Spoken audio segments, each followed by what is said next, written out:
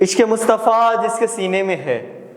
عشق مصطفیٰ جس کے سینے میں ہے، وہ جہاں بھی رہے وہ مدینے میں ہے، اور پھولوں میں بھی ایسی خوشبو کہاں جو میرے مصطفیٰ کے پسینے میں ہے۔ بسم اللہ الرحمن الرحیم۔ السلام علیکم ناظرین، میں ہوں آپ کا میزبان معظم عباس شمسی، آپ دیکھ رہے ہیں نوائے انسان۔ ناظرین، 12 ربیع الاول 2023 میں بھی بہت جوش و خروش سے لوگوں نے منایا۔ آپ نے ویڈیو سکرین پہ آپ کو دکھائی جا رہی ہوں گی کہ لوگوں کا، بچوں کا اسپیشلی طور پہ بہت جوش و خروش تھا۔ لیکن یہاں پہ ایک بات جو ہے بہت اہم بات ہے کہ جہاں ہر سال کی طرح 12 ربیع الاول روزے آمد رسالت مآب صلی اللہ علیہ وآلہ وسلم، احمد مجتبی محمد مصطفیٰ صلی اللہ علیہ وآلہ وسلم بہت جوش و خروش سے منایا جاتا تھا، اور ہر سال کی طرح ہر سال اس میں اضافہ دکھائی دیتا تھا لوگوں کے جوش و خروش میں۔ لیکن اس مرتبہ کافی جگہوں پہ ایسا دیکھا گیا ہے، ایسا محسوس کیا گیا ہے کہ جیسے اس مرتبہ کمی آئی ہے۔ تو لوگوں سے پوچھنے پر ہمیں معلوم ہوا کہ لوگوں کا یہ کہنا تھا، لوگوں کا یہ اوپینین تھا کہ اس مرتبہ مہنگائی بہت زیادہ تھی، تو مہنگائی کی وجہ سے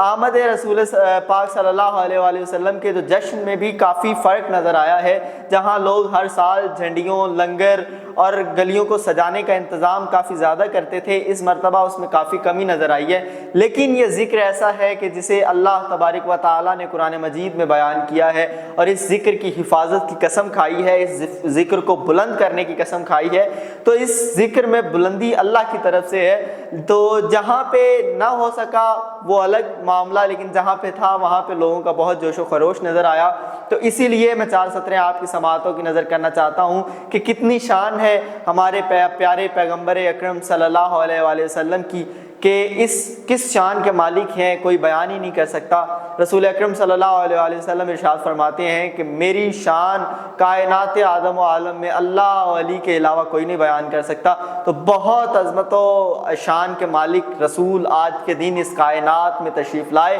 لیکن ہم نے آج کے دن کو صرف اور صرف جھنڈیاں لگانے یا پرچم لہرانے میں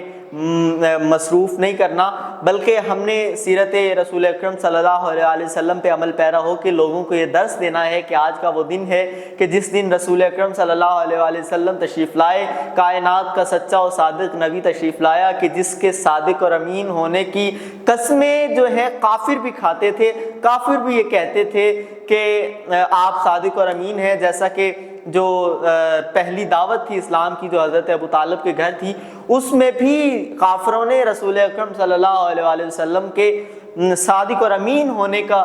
جو دلیل دی کہ رسول اکرم صلی اللہ علیہ وآلہ وسلم نے پہلے دن حضرت ابو طالب کے گھر بلایا،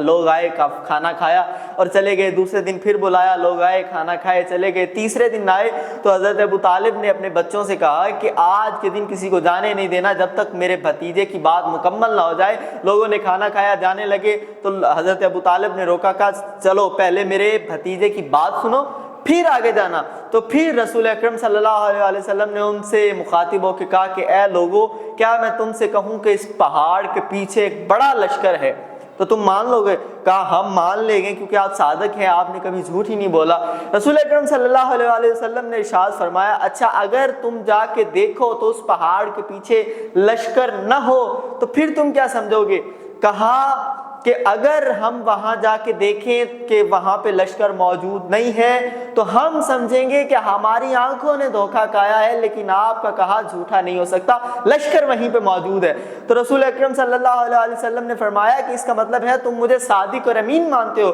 تو انہوں نے کہا بے شک ہم آپ کو صادق اور امین مانتے ہیں۔ تو رسول اکرم صلی اللہ علیہ وسلم نے ارشاد فرمایا کہ میں وہی صادق اور امین ارشاد فرما رہا ہوں، کہو لا الہ الا اللہ، کہ کہہ دو کہ اللہ صرف ایک ہے۔ تو ان لوگوں نے کہا کہ اے محمد آپ صادق اور امین ہیں، ہمیں آپ کی صداقت پہ سچ ہے۔ جہاں ہم نے 359 کو مانا تو آپ کے خدا کو مان کے ہم 362 خداؤں کو بھی مان لیں گے۔ لیکن رسول اکرم صلی اللہ علیہ وسلم نے ارشاد فرمایا نہیں، قولوا لا الہ الا اللہ، کہو کہ اللہ ایک ہے، باقی سارے جھوٹے خدا ہیں۔ تو کہنے لگے کہ ایک خدا کو ہم نہیں مان سکتے۔ تو رسول اکرم صلی اللہ علیہ وسلم نے بھرے لوگوں میں ارشاد فرمایا کہ آج کے دن جو میرا ساتھ دے گا آج کے دن جو میرے ساتھ کھڑا ہوگا، جو میرے حق میں گواہی دے گا، جو میرے خدا کی پیروی کرے گا، وہی میرا جانشین ہوگا، وہی میرا خلیفہ ہوگا، وہی میرا وصی ہوگا۔ تو اس وقت حضرت علی کرم اللہ وجہ الشریف نے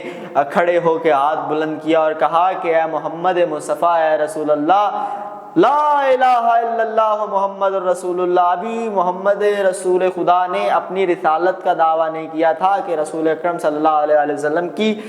رسالت کی گواہی حضرت علی کرم اللہ وجہ نے دے دی، تو تب رسول اکرم صلی اللہ علیہ وسلم نے فرمایا لا الہ الا اللہ محمد رسول اللہ، کہ کہو کہ اللہ ایک ہے اور محمد اللہ کے رسول ہیں۔ تو کیا شان ہے، اتنی شان کے مالک، اتنی عظمت کے مالک، کہ جن کی عظمت بیان کرنے کے لیے اگر لکھنے لگ جائیں تو آسمان و زمین کے ورق ختم ہو جائیں، لکھنے لگ جائیں تو درختوں کے کلموں کی سیاہی ختم ہو جائے، لکھنے لگ جائیں تو بیان نہ کر سکیں، ہماری زندگیاں ختم ہو جائیں، لیکن ہم ایسے نبی کی مدحت بیان نہ کر پائیں، تو میں 4 سطریں کیوں نہ کہوں، میں کہوں ایسا تجھے خالق نے طرح دار بنایا،